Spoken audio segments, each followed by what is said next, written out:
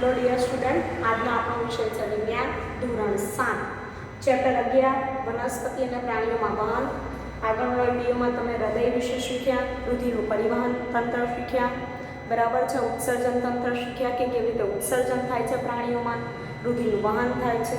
આજે આપણે આ વિડીયોમાં વનસ્પતિમાં વહન વિશે માહિતી મેળવીશું અને પ્રશ્નોની ચર્ચા કરીશું. તો ચલો જોઈએ વનસ્પતિમાં વહન.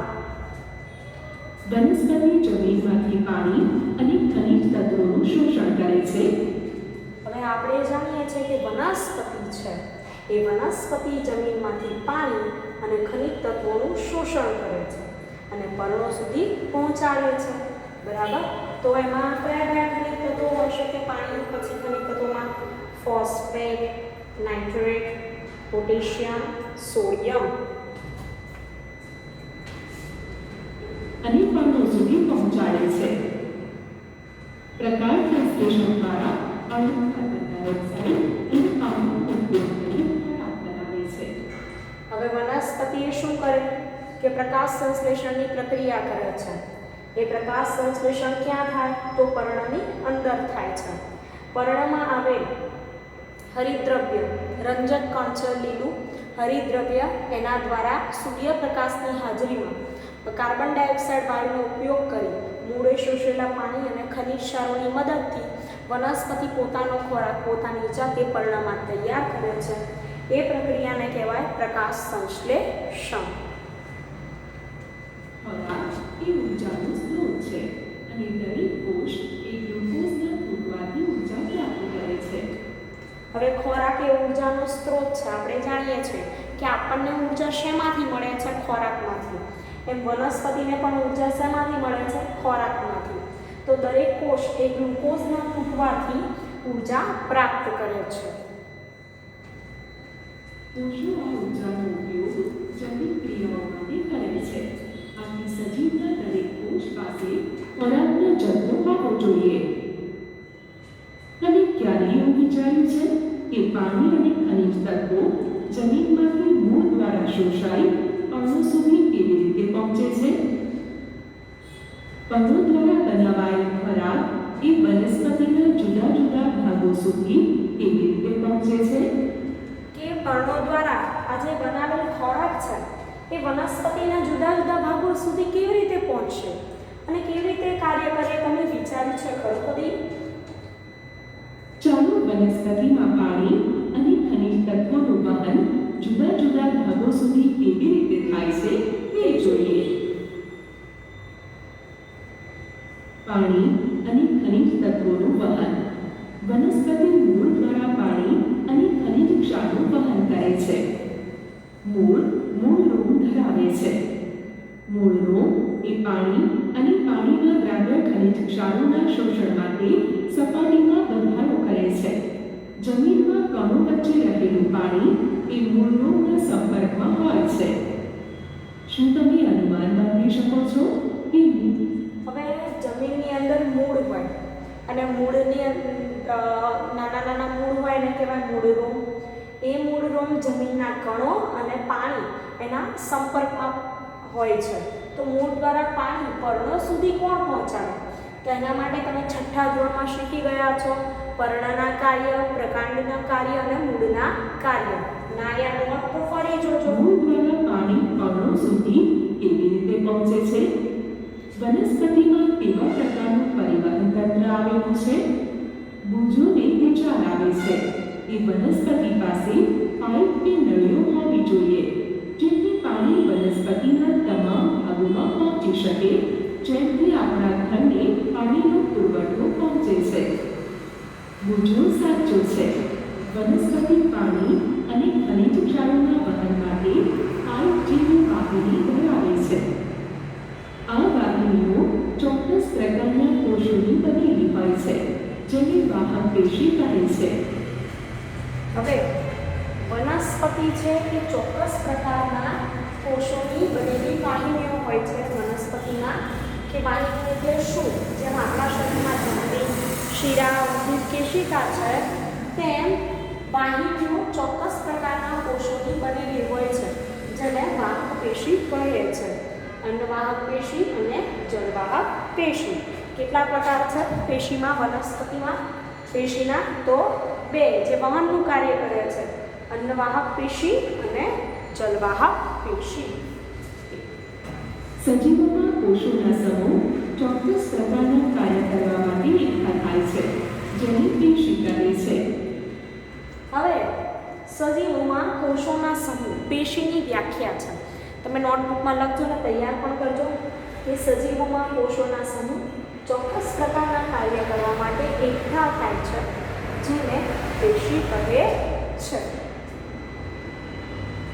પાણી અને ખનિજ ક્ષારોના વહન માટેની વાહક પેશીને જલવાહક પેશી કહે છે.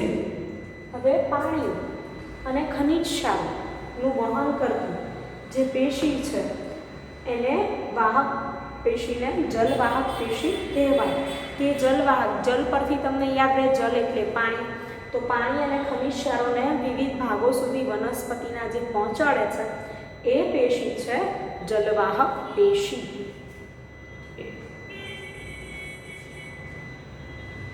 જલવાહક પેશી સળંગ નળીઓનું જાળું એ નેટવર્ક બનાવે છે. હવે અહીંયા જો કે જલવાહક જે પેશી છે એ પેશી શું કરે છે? તો સળંગ નળીઓનું જાળું બનાવે. એટલે કે આવી રીતે નાની નળીઓ પેશીમાં પણ આવેલી હોય અને પછી પાણીનું વહન કરે છે. જે મૂળની પ્રકાંડ અને ડાળીઓને સાંકળે છે. આથી પાણીનું વહન સમગ્ર વનસ્પતિના ભાગોમાં જોવા મળે છે. મૂળથી ક્યાં પહોંચાડે? પ્રકાંડ તરફ પાણી પહોંચાડે, પ્રકાંડમાંથી ડાળીઓમાં છે. પહેલી તેની માતાને થોડા ઘણા સૂકા ભૂંડા અને બીજા શાકભાજીને પાણીમાં મૂકતા જુએ છે. તેણીને જાણવું છે કે પાણી તેમાં કેવી રીતે પ્રવેશે છે. જ્યારે સૂકા શાકભાજીને પાણીમાં મૂકવામાં આવે ત્યારે તેમાં પાણી આશ્રુતિની ક્રિયા દ્વારા અંદર પ્રવેશે છે. હવે સૂકા શાકભાજી, વિદ્યાર્થી મિત્રો, સૂકા શાકભાજીને પાણીમાં મૂકવામાં આવે ત્યારે તેમાં પાણી આશ્રુતિની ક્રિયા દ્વારા અંદર પ્રવેશે છે. કઈ ક્રિયા દ્વારા? આશ્રુતિની ક્રિયા દ્વારા. બરાબર. સૂકા શાકભાજીની વાત છે. તમે આ વખતે ભીંડાને એમાં પલાળી રાખજો પાણીમાં, તો તમને જોવા મળશે અંદર પાણી પહોંચ્યું હોય એ. આશ્રુતિની ક્રિયામાં પાણીના અણુઓ તેની વધારે સાંદ્રતાથી ઓછી સાંદ્રતા તરફ ગતિ કરે છે. હવે પાણીના અણુઓ કઈ સાંદ્રતાથી કઈ સાંદ્રતા તરફ ગતિ કરે છે? તો વધારે સાંદ્રતાથી ઓછી સાંદ્રતા તરફ ગતિ કરે છે. બરાબર. અને આશ્રુતિની ક્રિયામાં પાણીની સાંદ્રતામાં તફાવત સર્જાવાથી પાણી અંદર તરફ પ્રવેશે છે. ક્રિયામાં પાણીની સાંદ્રતામાં તફાવત સર્જાવાથી પાણી અંદર પ્રવેશે છે. તમે જાણો છો કે પાણી ખોરાક બનાવે છે. ખોરાકનું વહન વનસ્પતિના બધા ભાગોમાં થવું જોઈએ. હવે પાણી ખોરાક બનાવે છે એ જાણીએ છીએ. હવે ખોરાક બધા વનસ્પતિના ભાગો સુધી પહોંચવું જોઈએ. તો એ જે ખોરાક બનાવે છે એ કઈ પેશી દ્વારા ખોરાક આખો બધા ભાગોમાં પહોંચે? તો એ પેશીનું નામ છે અન્નવાહક પેશી. અન્ન એટલે ખોરાક, તમે જાણો છો. બરાબર. ભોજન આપણું, તો એનું વહન અન્નવાહક પેશી કરે છે. આ પ્રક્રિયા વાહક પેશી અન્નવાહક પેશી દ્વારા થાય છે. આમ જલવાહક અને અન્નવાહક પેશી દ્વારા વનસ્પતિના ઘટકોનું વહન થાય છે. ચાલો એક પ્રવૃત્તિ દ્વારા વનસ્પતિમાં પાણીનું વહન કેવી રીતે થાય છે તે સમજીએ. પ્રવૃત્તિ: એક મોટું બટાકું લો. તેની બહારની છાલ ઉતારો. તેની એક બાજુનો ભાગ પાણી બનાવવા સપાટ કાપો. હવે શું કરવાનું છે કે મોટું બટાકું લેવાનું હતું. મોટું બટાકું લઈ અને શું કર્યું કે સપાટ કાપી દીધી, છાલ ઉતારી દીધી. બરાબર. તેની વિરુદ્ધ બાજુએ ઊંડી અને પહોંચો. હવે એની વિરુદ્ધ બાજુએ શું કર્યું? સપાટ કાપી લીધું ને બીજી બાજુ ઊંડી અને પોનાળવાળી ગુહા એટલે કે અંદરની તરફ ખાડો કરવાનો. અડધા સુધીનો પોલાણ ખાંડના દ્રાવણથી ભરો અને નિશાની રૂપે બટાકાની દિવાલ પર ટાંકણી કે પીન લગાવો. શું કરવાનું કે અડધે સુધી ખાંડનું દ્રાવણ ભરવાનું રહેશે. એટલે સુધી અડધે સુધી. અને એમાં શું કરવાનું રહેશે? તો ટાંકણી કે પીન આવી રીતે ખોસી દેવાની કે જ્યાં આપણે ખાંડનું દ્રાવણ ભર્યું હોય. આ બટાકાને થોડી માત્રામાં પાણીથી ભરેલ ડીશમાં મૂકો. એટલી ખાતરી રાખો કે આ પાણીની સપાટી પીનની સપાટીથી નીચે હોય. થોડા કલાક સુધી ઉપકરણને એમ જ રાખો. તમને ખાંડના દ્રાવણની સપાટી ઊંચી જતી લાગશે. બટાકામાંથી પાણી કેવી રીતે અંદર જતું હશે? થોડા આપણે જે પીન મૂકી હતી ત્યાંથી પાણી ઉપર જતું લાગશે. કેમ એવું થયું? નીચે પ્લેટમાં પાણી મૂક્યું તો એ પાણી અંદર જતું હતું. તો કેવી રીતે? ચાલો ત્યાં સુધી પાણી એક કોષથી બીજા કોષ તરફ ગતિ કરી શકે છે. આ જ રીતે પાણી જમીનમાંથી મૂળની જલવાહિની સુધી પહોંચે છે. બટાકાના કોષના પસંદગીવાન પ્રવેશી પટલ વડે પાણીના અણુઓ તેની વધારે સાંદ્રતાથી ઓછી સાંદ્રતા તરફ એટલે કે ખાંડના દ્રાવણની ગુહા તરફ ગતિ કરે છે. તેથી ગુહામાં રહેલા દ્રાવણની સપાટી ઊંચી જાય છે. આ ક્રિયાને આશ્રુતિ કહે છે. બાષ્પોત્સર્જન.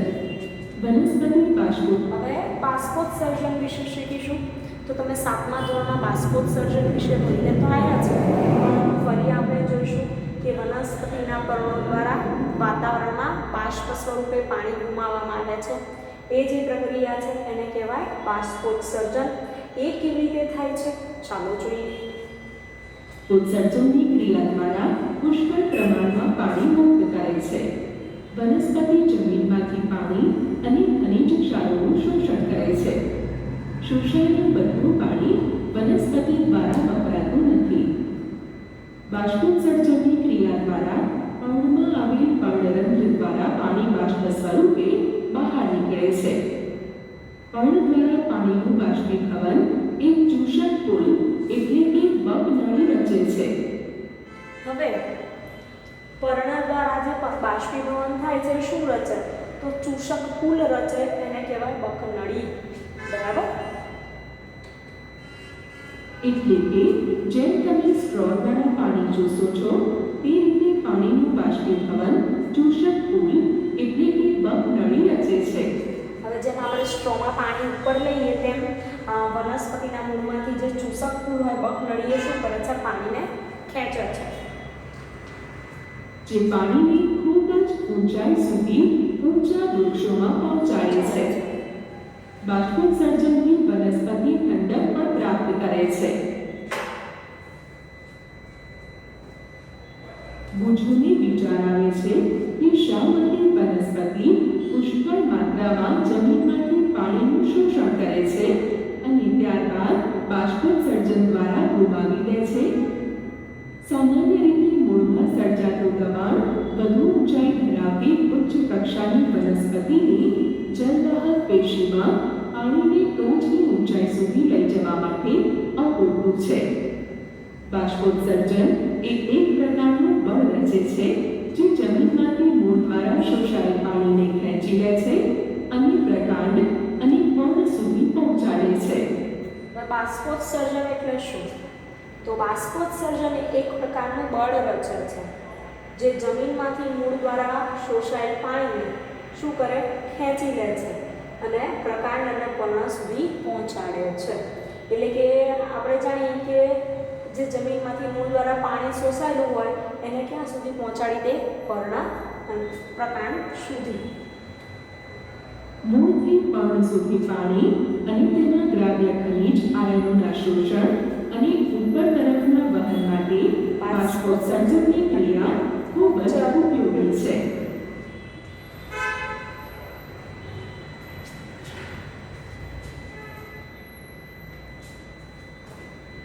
વિદ્યાર્થી મિત્રો, અહીંયા આપણું પ્રકરણ પૂર્ણ થાય છે. તો આપણે થોડા પ્રશ્નો જોઈ લઈએ. ચાલો.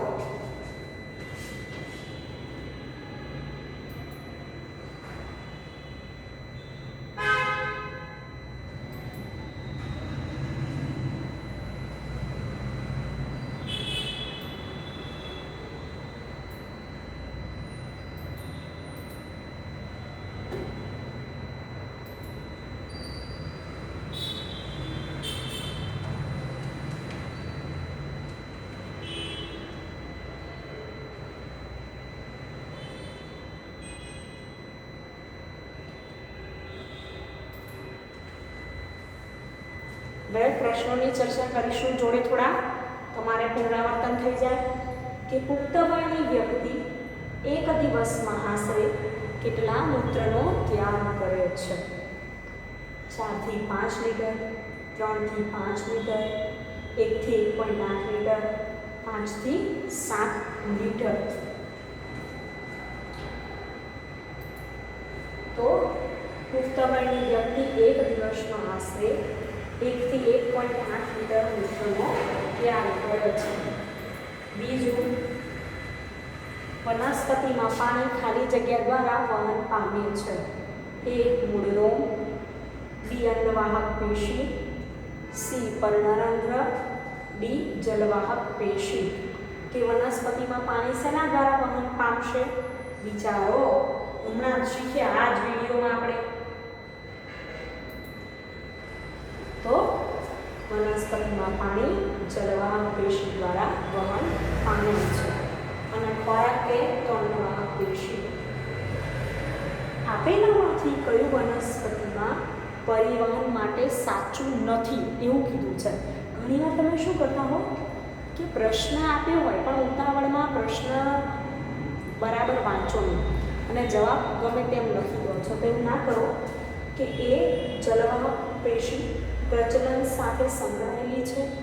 બી. જલવાહક પેશી પ્રાણી અને ખનિજના વહન સાથે સંકળાયેલ છે. સી. બાષ્પોત્સર્જનની પ્રક્રિયા ચૂસકતું રચે છે. ડી. વનસ્પતિમાં દ્રવ્યોના વહન માટે ચોક્કસ તંત્ર આવેલું હોય છે. જોઈએ તો જલવાહક પેશી પ્રજનન સાથે સંકળાયેલી છે. આગળનો પ્રશ્ન જોઈશું કે રુધિરનો કયો ઘટક ઓક્સિજનના વહનનું કાર્ય કરે છે? A. Plasma, B. ત્રાકકણ, C. RBC, D. WBC. એવું કીધું છે તો શું આવશે? ચાલો જોઈએ. તો આવશે RBC એટલે કે રેડ બ્લડ સેલ, રક્તકણ. હવે રુધિરનો કયો ઘટક હિમોગ્લોબિન ધરાવે છે? તો રુધિર રસ, રુધિર કણિકા, શ્વેતકણ કે રક્તકણ? ચાલો જોઈએ જવાબ. રક્તકણ એ હિમોગ્લોબિન ધરાવે છે અને એના લીધે કેવું છે? લાલ રંગનું. બરાબર, યાદ રાખજો. અમીબામાં પોષક દ્રવ્યોનું વહન ખાલી જગ્યા દ્વારા થાય છે. A. પ્રસરણ, B. આશ્રુતિ, C. પરિવહન તંત્ર, D. શોષણ. કે પોષક દ્રવ્યોનું વહન શેના દ્વારા થાય? પ્રસરણ દ્વારા.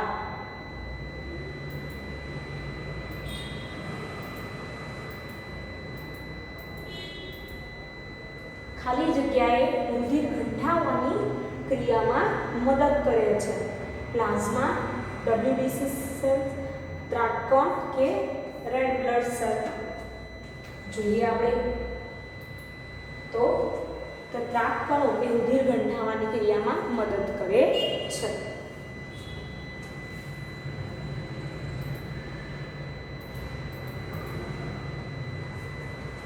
નાડીદર અને હૃદયના ધબકારાના દર વચ્ચે શું સંબંધ છે? બંને વચ્ચે પાતળો તફાવત છે? કોઈ સંબંધ નથી? એક સમાન હોય છે કે નાડીદર હૃદયના ધબકારાના દર કરતાં વધારે હોય છે? તો નાડીદર અને હૃદયના ધબકારા બંને કેવા હોય? એક સમાન હોય છે.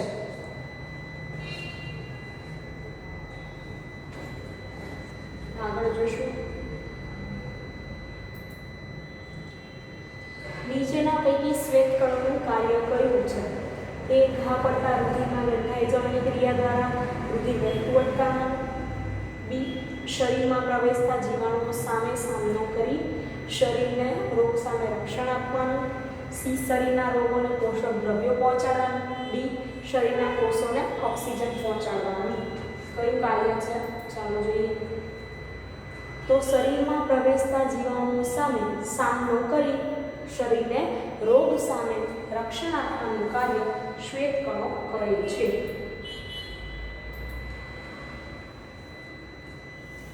મનુષ્ય શરીરના કયા ભાગમાં પ્રસ્વેદ ગ્રંથિ હાજર હોતી નથી? માથાની ચામડી, હથેળી, બગલ, હોઠ.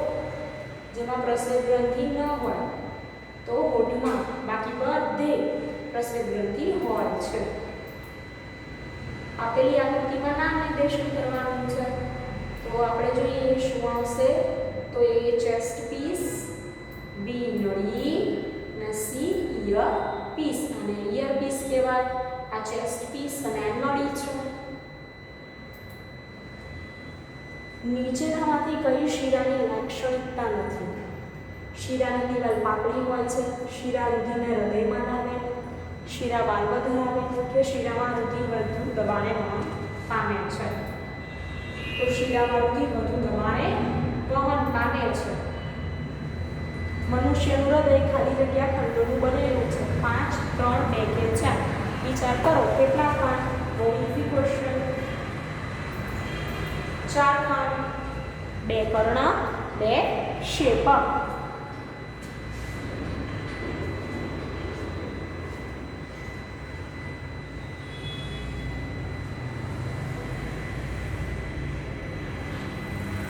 તો વિદ્યાર્થી મિત્રો, તમે આ વિડીયોમાં શું જોયું? 15 પ્રશ્ન અને વનસ્પતિમાં વહનની પ્રક્રિયા વિશે અભ્યાસ કર્યો. તો વનસ્પતિમાં વહન માટે બાષ્પોત્સર્જનની પ્રક્રિયા જરૂરી છે. આશુતિની પ્રક્રિયા વિશે તમે માહિતી મેળવી. જલવાહક, અન્નવાહક પેશી વિશે માહિતી મેળવી. બરાબર. મૂળ રોમ કે કેવી રીતે પાણીનું શોષણ કરે, બકનળી એટલે કે ચૂસક પુલ, એની માહિતી મેળવી. અને પ્રશ્નોની પણ આપણે ચર્ચા કરી. તો તમે પ્રશ્નો તૈયાર કરજો, વિડીયો જોતા રહેજો. પ્રશ્નો એમાંથી પૂછાતા હોય છે વર્કશીટમાં ને એવી રીતે. તો વ્યવસ્થિત લખાણ લખો, તૈયારી ઘરે કરતા રહો. Thank you.